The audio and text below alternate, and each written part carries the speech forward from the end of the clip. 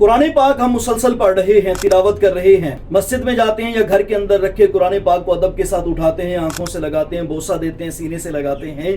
یاد رکھیے قرآن پاک اس کو آپ بوسہ دیں، آنکھوں سے لگائیں، سینے سے لگائیں، ثواب ہے، ہاتھ لگائیں، اسے دیکھیں، ثواب ہے، لیکن قرآن پاک اسی کے ذریعے بھی گناہ ملتا ہے۔ جی ہاں، اگر آپ نے قرآن پاک کو تلفظ کے ساتھ، مخارج کے ساتھ، ادائیگی کے ساتھ نہیں پڑھا اور آپ نے سمپل بچپن والے انداز میں پڑھتے رہے، مثال کے طور پر الحمدللہ رب العالمین الرحمن الرحیم مالک یوم الدین، تو غلط ہے، یہ ایسا نہیں پڑھنا چاہیے۔ قرآن پاک الٹا جو ہے نا، وہ اللہ تعالیٰ ناراض ہو جاتا ہے اس طریقے سے۔